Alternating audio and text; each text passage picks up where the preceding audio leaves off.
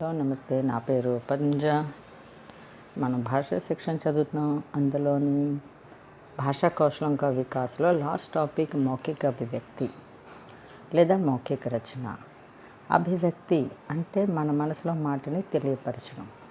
ఈ मौखिक अभिव्यक्ति की प्रमुखता ओके समाज के भिन्न भिन्न लोगों से संपर्क स्थापित करने के लिए मनुष्य दो प्रकार के साधन काम में लाता है. అంటే సమాజంలో నివసిస్తున్నాం. సమాజంతో మాట్లాడినప్పుడు మనిషి రెండు రకాలుగా కాంటాక్ట్ చేస్తాడు. ఒకటి మౌఖిక్, మాటలతో మన మనసులో ఉన్న మాటని తెలియపరచడం. రెండోది లిఖిత్, వ్రాత ద్వారా తెలియపరచడం. కానీ मौखिक अभिव्यक्ति को ही लिखित अभिव्यक्ति की अपेक्षा प्रमुखता दी जाती है. ఓకే, వ్రాత కన్నాను మౌఖిక్ మనం మాటలకే ఎక్కువ इंपॉर्टेंस ఇస్తాం అన్నమాట. विद्यालयों और कार्यालयों को छोड़कर एक साधारण व्यक्ति का रचना कार्य मौखिक अभिव्यक्ति तक ही सीमित रहता है. ఓకే, స్కూల్స్, కాలేజెస్, ఆఫీస్ వదిలేసే తక్కిన దగ్గరంతను ఒక మౌఖిక అభివ్యక్తి, మాట ద్వారా మన మనసులో మాటని తెలియపరుస్తాం. ఫర్ ఎగ్జాంపుల్, షాపింగ్కి వెళ్తాం, వాడికి రాసి చూపించాం కదా, లేదా వీధిలోని ఐస్ క్రీమ్ వస్తుంది, కొనాలంటే రాసి చెప్పం కదా ఇదంతా ఇదేంటి అని. సో నోటి ద్వారా మనం పనిని కంప్లీట్ చేసుకుంటాం. అపేక్షాకృత పురాతన है, చాలా ఓల్డ్ मौखिक भाषा. लिखित भाषा के अन्वेषण के सहस्रों वर्ष पूर्व से ही उसका प्रयोग हो रहा है. వ్రాత రాకముందే मौखिक अभिव्यक्ति ప్రయోగిస్తూ ఉన్నారు, మాట్లాడుతూ ఉన్నారు. आरंभ से लिखित भाषा का कार्य मौखिक भाषा की सहायता प्रदान करना है. మొదటి నుంచి ఒకలా రాయాలి అంటే ముందు मौखिक అభివ్యక్తి హెల్ప్ ద్వారా అది రాస్తారు. థర్డ్ పాయింట్ ఏంటి? मौखिक अभिव्यक्ति अधिक सरल సువిధాజనక, చాలా ఈజీ మౌఖిక వ్రాత కన్నాను. ఇప్పుడు రాయాలంటే రాత కూడా రావాలి కదా, అందరికీ రాదు కదా. సో చెప్పాలంటే ఈజీ అన్నమాట. इसमें मुख और कान का सीमा संपर्क स्थापित हो जाता है. మనం మాట్లాడినప్పుడు ఓన్లీ మన నోరు, చెవులే. కానీ లిఖిత అభివ్యక్తి మే పహలే వాచన్, ముందు మాట ఆడాలి, తర్వాత నేత్రం కా పహలే మస్తిష్క से संबंध स्थापित होता है. మళ్ళీ కళ్ళు, తర్వాత బ్రెయిన్ రెండు కాంటాక్ట్ చేస్తారన్నమాట. उसके बाद ही हाथ अपना कार्य प्रारंभ, ఆ తర్వాత చేయి తన పని చేసుకుపోతుంది. అంటే చేయితో రాయడం అనమాట. లేఖక్ की अपेक्षा वक्ता यानी మాట్లాడేవాడు व्यक्ति का ध्यान अधिक आकर्षित कर सकता है. రైటింగ్ కన్నాను మాట్లాడితే వేరే వాడి ధ్యానాన్ని తన వైపు తిప్పుకోగలుగుతాడు. वह श्रोताओं की क्षमतानुसार अपने शब्दों में हेरा फेरी कर सकता है. మాట్లాడినప్పుడు తన వర్డ్స్ని, తన సెంటెన్స్ని అవతల వినేవాడు బట్టి వాడు మార్చుకోగలుగుతాడు. కానీ వ్రాత ఒకసారి రాసిన తర్వాత మళ్ళీ మార్చుకోలేడు కదా. సో అందుకు ఇంపార్టెన్స్. लिखित अभिव्यक्ति में अनुकरण और अभ्यास के अवसर बराबर मिलते रहते हैं. मौखिक अभिव्यक्ति में అనుకరణ और अभ्यास के अवसर बराबर मिलते हैं. నోట్తో చెప్పినప్పుడు అనుకరణ, అభ్యాస్ రెండు ఈక్వల్గా, అంటే మార్చుకోవచ్చు. అవతలోడు చెప్పిన వెంటనే మార్చుకోవచ్చు, రాసుకోవచ్చు. వాడు ఏంటంటున్నాడో దానికి వెంటనే ఎక్స్ప్లెయిన్ చేయొచ్చు. అదే రైటింగ్లో అవదు. मौखिक अभिव्यक्ति के उद्देश्य ఎందుకు? विद्यार्थियों में इतनी क्षमता उत्पन्न कर देना कि उनसे जो पूछा जाए उसका उत्तर दे, उसका उत्तर वे शुद्ध तथा उचित एवं पूर्ण वाक्यों में दे सके. ఇందుకు మౌఖిక అభివ్యక్తి దాని మెయిన్ రీజన్ ఏంటంటే, పిల్లలకి ఏదైనా క్వశ్చన్ అడుగుతాం, సో దాని ఆన్సర్ శుద్ధ, ఉచిత్ ఏం పూర్ణ వాక్యం, కంప్లీట్ సెంటెన్స్ అయి ఉండాలి.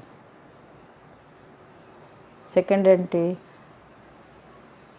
బాలकों को इस योग्य बनाना है कि उन्होंने जो देखा हो, ఏదైతే చూశాడో, విన్నాడో, చదివాడో, లేదా అనుభవం తన ఎక్స్పీరియన్స్లో ఉన్నదో అవి క్లియర్గా చెప్పగలగాలి. థర్డ్ వన్ ఏంటి? చేయాలి అంటే పిల్లల్ని ఎలా తయారు చేయాలంటే, అపరిచిత వ్యక్తి అంటే తెలియని వ్యక్తితో కూడా వాడు చాలా స్పష్టంగా మంచిగా మాట్లాడేటట్టు తయారు చేయాలి. మాట్లాడాలంటే ఏంటి? మౌఖిక అభివ్యక్తి ఉండాలి కదా. బాలక్ కే मन में कोई विचार या शंका ఒక పిల్లల మనసులోని ఏదైనా ఆలోచన లేదా డౌట్ వచ్చినా కూడా వాళ్ళు భయపడకుండా వేరే వాళ్ళ ఎదురుగా నిలబడి నిస్సంకోచగా నిలబడి వాళ్ళు అడగడానికి ప్రయత్నించారు. और जिन बातों में बालकों की रुचि हो और विषयों पर वे स्वाभाविक रूप से बिना किसी प्रयास के वार्तालाप कर सके. ఏ టాపిక్ అయితే వాళ్ళకి ఏ ఇంట్రెస్ట్ ఉంటుందో దాని మీద చాలా ఏమీ ఆగకుండా చాలా స్పష్టంగా క్లారిటీగా చెప్పగలగాలి. బాలకోं के शब्दकोश का विकास करना. शब्दकोश అంటే ఎంత ఎక్కువ వర్డ్స్ వాళ్ళకి మీనింగ్ వస్తే అంత డిక్షనరీ లాంటి అనమాట తయారవడం. वार्तालाप शिक्षण की मनोवैज्ञानिक विधियाँ. ఈ మనోవైజ్ఞానిక విధియాँ ఏంటో చూద్దాం ఇప్పుడు. फर्स्ट वन उपयुक्त वातावरण. ओके, परिवार में रहने के कारण ही बालक माता पिता भाई बहन आस पड़ोस आदि प्रतिदिन अनेक व्यक्तियों के संपर्क में रहता है. ఆడ చుట్టుపక్కల ఇంట్లో ఉన్నప్పుడు తల్లిదండ్రులు అక్క చెల్లెలు అన్నదమ్ములు ఇరుగు పొరుగులు అందరితోటి కలిసిమెలిసి ఉంటాడు. వాళ్ళ ద్వారా వాళ్ళు ఎలా బిహేవ్ చేస్తారో వాళ్ళ ద్వారా వాడు చాలా నేర్చుకుంటారు.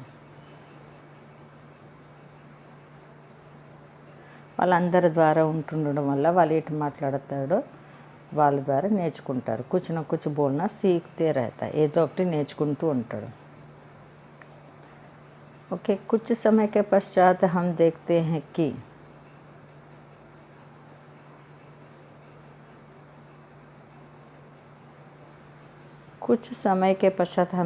कि बालकों में मुख से निकली अस्पष्ट ध्वनियाँ ధీరే ధీరే స్పష్టం అవుతుంది. ముందు చిన్న చిన్న నెత్తిగా మాట్లాడతాడు, తర్వాత క్లారిటీగా మాట్లాడడం మొదలెడతాడు అనమాట. ఫర్ ఎగ్జాంపుల్ ఆలుకో ఆలు, ఓకే, రోటీ కోతి అని అంటాడు కదా చిన్న చిన్న ముద్దుగా. సో క్లారిటీగా ఆలు లావో రోటీ ఖాయి దీది పానీ దో అలాగని క్లారిటీ వచ్చేస్తుంది. సెకండ్ ఏంటి, అనుకరణ. అనుకరణ అంటే ఇమిడియట్ అనమాట. వాళ్ళని ఆల్రెడీగా ఉంటుంది. ఆ ఇమిటేట్ చేసేది తన మాతాపిత भाई बहनों तथा गुरुजनों का अनेक దృష్టిयों से అనుకరణ करना चाहता. వాళ్ళు ఏదంటే ఆ వర్డ్స్ రిపీట్ చేయడం లేదా మాట్లాడడం.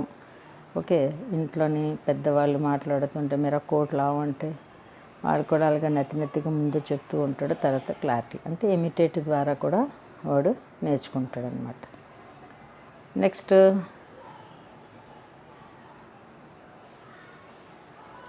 ఎగ్జాంపుల్ అనమాట. Balak is Vartalap co Pratidin సునతా high. రోజు ఇప్పుడు బయటికి వెళ్తే నేను వెళ్ళొస్తాను, ఓకే, పానీ లావ్, ఓకే, పగడీ కహా హై ఇలాగంటూ ఉన్నారనుకోండి ఇంట్లో పెద్దోళ్ళు. సో ఆ మాటలు మెల్లిమెల్లిగా రోజు వినడం వల్ల వాడు కొన్నాళ్ళకి పూర్తిగా క్లారిటీగా నేర్చేసుకుంటాడు అనమాట. ఓకే, बालक अनुकरण के द्वारा भी वार्तालाप की शिक्षा ग्रहण करते हैं. इमिटेट ద్వారా కూడా వాళ్ళు గ్రహిస్తారు, నేర్చుకుంటారు. థర్డ్ పాయింట్ ఏంటి, అభ్యాస్ అంటే प्रैक्टिस. जिस प्रकार टाइपराइटर पर टाइप करके मुद्रा लेखन सीखा जा सकता है, उसी प्रकार बोलचाल के अभ्यास द्वारा भी बालक वार्तालाप में निपुण हो सकता है. టైప్ రైటర్ మన టైపింగ్ నేర్చుకున్నప్పుడు చేసింది 10 సార్లు చేస్తూ ఉండడం అంటే ప్రాక్టీస్ చేయడం వల్ల కదా నేర్చుకుంటాం. అలాగే పిల్లలు కూడా చెప్పిన వర్డ్స్ 10 సార్లు చెప్తూ ఆ ప్రాక్టీస్ ద్వారా కూడా నేర్చుకుంటారు. वार्तालाप की विशेषताएं क्या हैं? ఓకే, ఇందులోని చాలా పాయింట్స్ అడుగుతూ ఉంటాడు. वार्तालाप की विशेषताएं क्या है? विशेषताएं. सो विशेषताएं निम्नलिखित विशेषताएं हैं. पहला है मधुरता. ओके, माटलों मधुरता से हमारा तात्पर्य यह है कि हम जो कुछ भी बोले मीठी वाणी के साथ बोले. గసినట్టు మాట్లాడితే రెండోసారి వాడు మన మాటలు విన్నరు ఎవరైనా. సో చాలా నెమ్మదిగా మీఠీ వాణిసే మనం వాళ్ళతోటి ప్రేమగా మాట్లాడుతూ ఉండాలన్నమాట. సెకండ్ ఏంటి, ప్రభావోత్పాదకత. ओके, सेकंड पॉइंट है प्रभाव उत्पादकता. वार्तालाप एक दूसरा बड़ा गुण है उसका प्रभावत्मकता गुण। कहते हैं कि लाला लाजपत राय के भाषण का एक एक शब्द श्रोताओं के हृदयों पर हथौड़ों की चोट जैसा असर करता है। వాళ్ళ మాటలు వాళ్ళ గుండెల్లోని అతుక్కుపోని ఉండాలి, అదే ప్రభావోత్పాదకత। నెక్స్ట్ వన్ गतिशीलता। बोलते समय हम विराम चिन्हों का पूरा प्रयोग करते हैं। विराम चिन्ह అంటే తెలుసు కదా, ఓకే।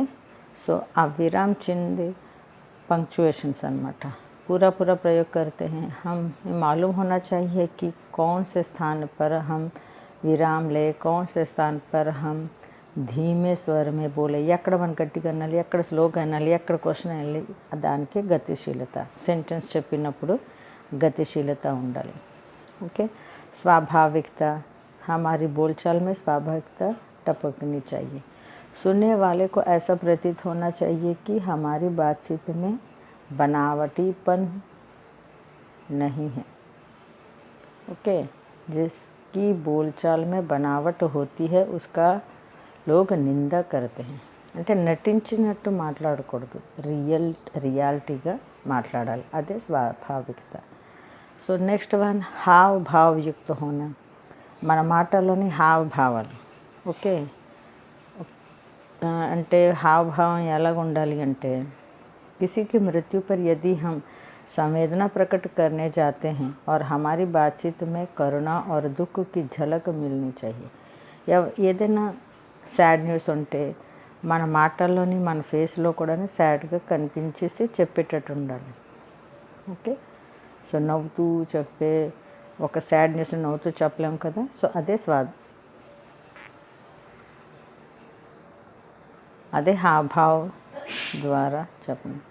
నెక్స్ట్ స్పష్టత, మనం చెప్పే మాటలు చాలా స్పష్టంగా ఉండాలి, క్లారిటీగా ఉండాలి। నెక్స్ట్ शिष्टता, उपयुक्त गुणों के साथ साथ हमारी बोलचाल में सामाजिक शिष्टता కూడా ఉండాలి।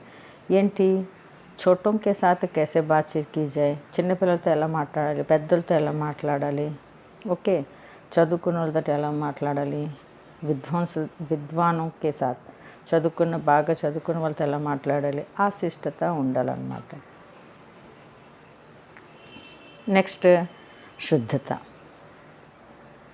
भाषा की शुद्धता भी बोलचाल का एक आवश्यक गुण है। शुद्धता, ओके। చాలా उच्चारणలోని स्पष्टता शुद्धता ఉండాలి, हमारा उच्चारण शुद्ध हो, ओके। भाषा मुहावरेदार तथा व्याकरण सम्मत हो। మాటల్లోని అప్పుడప్పుడు మనం ముహావరే, ఓకే, లేదా ముహావరే సామెతలతో కలిసి ఉండాలి, చాలా క్లారిటీగా ఉండాలి। ఆ సామెతలకి దీనికి చెప్పే దానికి సంబంధించి క్లియర్గా ఉండాలి, ఓకే। సో నెక్స్ట్ చూద్దాం। నెక్స్ట్ పాఠశాల में वार्तालाप की शिक्षा का अभ्यास ఉండాలి। पाठशाला में वार्तालाप का अभ्यास कराने के लिए सबसे आवश्यक बात यह है कि बालक अपने आप को कक्षा बंधन से मुक्त समझे। ఇది క్లాస్ రూమ్లో ఉన్నాం, ఎలా దెబ్బలాడతారు అలా దెబ్బలాడతారు అని అనుకోకూడదు, పిల్లలు ఫ్రీగా ఉండాలి। कक्षा में उसे अपना ध्यान पाठ्य पुस्तक पर केंद्रित करना पड़ता है। క్లాస్లోని పిల్లలు వాళ్ళ కాన్సన్ట్రేట్ అంతా బుక్స్ మీదే ఉండాలి। समय समय पर अध्यापक को ऐसा अवकाश के अवसर निकालने चाहिए जबकि वह बालक के साथ खुलकर बातचीत कर सके। టీచర్ అప్పుడప్పుడు పిల్లలతోటి మనస్ఫూర్తిగా మాట్లాడేటట్టు చూసుకోవాలి। బాలక घरेलू वातावरण का अनुभव करें। పిల్లలు అమ్మో స్కూలు ఇది అది భయపెట్టకుండా ఫ్రీగా ఉండేటట్టు చూసుకోవాలి। రెండో పాయింట్ ఏంటంటే, बोलते समय बालक को रोक कर उसकी अशुद्धियों को ठीक करना मनोवैज्ञानिक दृष्टि से उपयुक्त नहीं है। పిల్లలు ఏదైనా మాట్లాడినప్పుడు తప్పులు వస్తే వెంటనే ఆపేస్తే అది మంచిది కాదు। పూర్తి మాట్లాడాక వాడు ఏంటి మిస్టేక్ చేశాడో చెప్పాలి, ओके। बोल चुकने के बाद ही बालक के अशेष को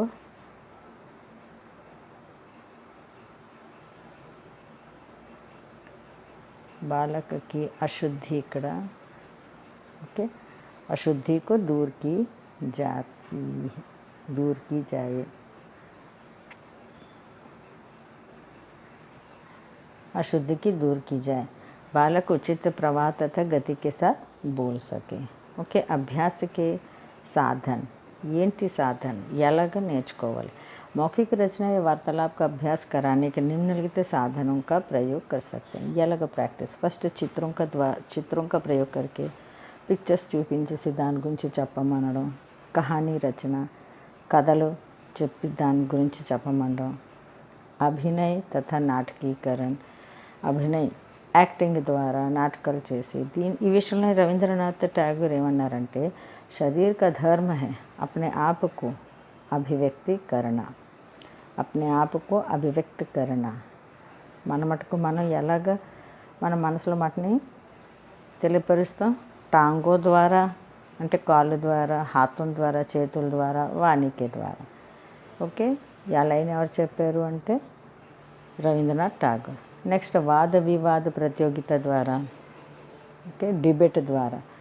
ఇది 2 టైప్స్। విషయం కా ఠీక్ చయన్ కరణ, దీంట్లోని మెయిన్ ఏంటంటే టాపిక్ కరెక్ట్గా ఎంచుకోవాలి। బాలకోంకి తర్కంక ఉచిత్, పిల్లలకి తగ్గట్టు ఉండాలన్నమాట। ఈ వాద వివాద 2 టైప్స్ ఉంటుంది। పూరే విద్యాలయకి ప్రతియోగిత, ఫుల్ స్కూల్ అంతటి కలిపి లేదా క్లాస్ వైజ్। నెక్స్ట్ ప్రశ్నోత్తర ద్వారా, క్వశ్చన్ ఆన్సర్స్ ద్వారా కూడా అభ్యాస్ చేయొచ్చు, వార్తాలాప అభ్యాసం। అలాగే జన్ సంపర్క, పలానాతో కలిసే వాళ్ళు ఏమన్నారు ఏంటి అలా కూడా వార్తాలాపు అభ్యాస్ చేయొచ్చు। సత్సంగ్, తోటి వాళ్ళతో, సంవాద పాఠ్, ఓకే సంవాద పాఠ్ అంటే కన్వర్సేషన్, ఇద్దరు మాట్లాడతారు కదా, సో ఆ లెసన్స్ చదివి కూడాను సంవాద పాఠ కూడా చదివి మనం వార్తాలాప అభ్యాస్ చేయొచ్చు। సో ఇంతటితో ఈ యూనిట్ కంప్లీట్ అయిపోయింది। మీకు నచ్చినట్లయితే సబ్స్క్రైబ్ చేయండి, కమెంట్స్ చేయండి। నెక్స్ట్ వీడియోలో మళ్ళీ కలుద్దాం నెక్స్ట్ యూనిట్ తోటి। అంతవరకు సెలవు, బాయ్।